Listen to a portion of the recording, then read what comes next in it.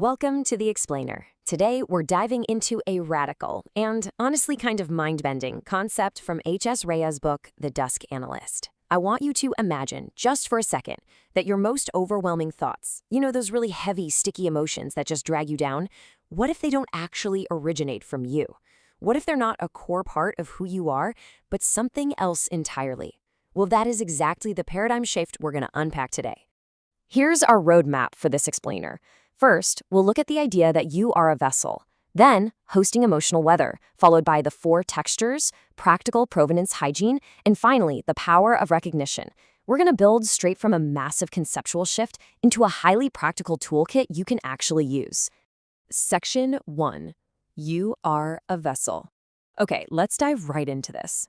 To really get this framework, we first have to totally dismantle the standard idea of the essential self. We usually think of our personality and our thoughts as this fixed internal substance that defines exactly who we are, right? Well, the Dusk Analyst asks us to look at it completely differently. Rhea introduces this concept of the vessel. So think of your physical body, your brain, your nervous system, simply as biological hardware. It's an incredibly advanced piece of equipment, sure, but it's operating in a much larger environment, running a specific set of genetics, and fundamentally, it's just acting as a host. And if your body is the hardware, well, the contents are the software running on that vessel. Your beliefs, your emotions, ideas, drives, these aren't a fixed part of the hardware at all. They're just activities and processes passing through you. To say you believe something literally just means your vessel is currently configured to run that specific belief. It's a dynamic flow, not a permanent fixture. Section 2, hosting emotional weather. So if we're vessels running software, where exactly is that software coming from? The source material uses this brilliant relational metaphor. It suggests that we actually exist within a dynamic, collective ocean of shared mental phenomena. Basically, we don't exist in a vacuum. We constantly take on the emotional weather of this massive collective medium. And this brilliantly illustrates the difference. On one side, we have your native contents. These are the passing, diffuse thoughts and reactions that are totally local to your own daily life, just your ordinary mental traffic. But then we have hosted patterns. These are deeply welded structural configurations of emotion or belief that actually arrive from that collective ocean we just talked about.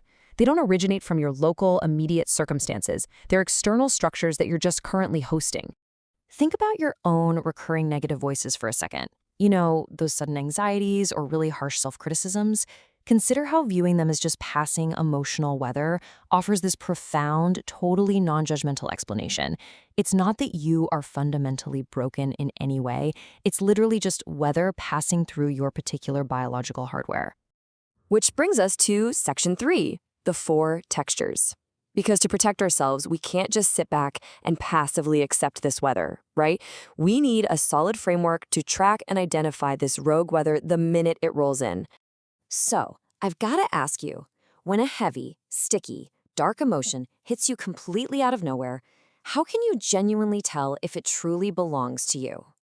Well, according to Rhea's framework, there are exactly 4 specific phenomenological textures you can look out for.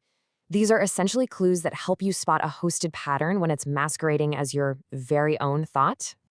Now, what's really interesting about this is how these 4 abstract textures map to super relatable real-world examples. We have recurrence, which is like that decades-old voice in your head calling you a fraud. Then incongruity, which is like feeling a sudden deep terror, even when you're sitting perfectly safely in your living room. Then there's stability under challenge, where a dark mood just refuses to lift even when you get amazing news. And finally, disproportion, where your grief or anger is massively heavier than the actual situation justifies. Let's break these down a bit more.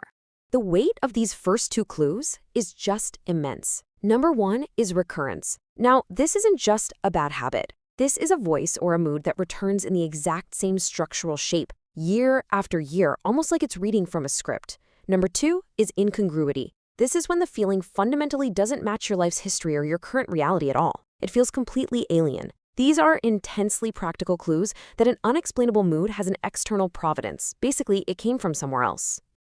Then we have stability and disproportion. We've all had that deeply human experience of being totally overwhelmed by an emotion that just stubbornly refuses to yield to logic, right? That is stability under challenge. It completely ignores all evidence to the contrary, and disproportion of weight is when the feeling is wildly heavier than the circumstances actually justify. When you experience these textures, the framework suggests you're likely dealing with a crystallized pattern hosted from the collective, not a native passing thought of your own. The voice in the head telling one to despair may not be one's own. Let that act as a bit of a narrative palate cleanser for a moment. We aren't assigning blame here. We aren't introducing some rigid dogma. We are merely presenting a really powerful tool for your own inner navigation. Moving on to Section 4, Practical Provenance Hygiene. This brings us to the solution phase of our explainer. Identifying the weather is step 1, for sure, but what do we actually do about it? Ria calls this practical provenance hygiene. Let's see how this builds into an exact, actionable process. Step 1, notice the texture. You spot the recurrence or the disproportion. But step 2 is the absolute pivot point here. Ask, whose voice is this? Just by asking the question of provenance, you instantly create space. And that leads right into step 3. Refuse to automatically amplify it. You don't have to believe the voice just because it happens to be echoing inside your vessel. Now, it sounds super simple, but it actually requires immense vigilance. Because as the book states, hosting is mostly invisible to the host. The very nature of a hosted pattern is to camouflage itself as your own identity. It actively wants you to think you're the one generating that despair or that rage. Section 5, the power of recognition. So, what's the ultimate outcome of actually implementing this framework? Let's take a look at the practical application and, the realistic limits of this approach. Here's what recognition actually achieves. To be clear, it doesn't just magically banish the emotional weather. The storm might still be raging outside, but it fundamentally changes your relationship to it. It opens up this vital space between the content of the emotion and your identification with it. It allows you to consciously decline amplification.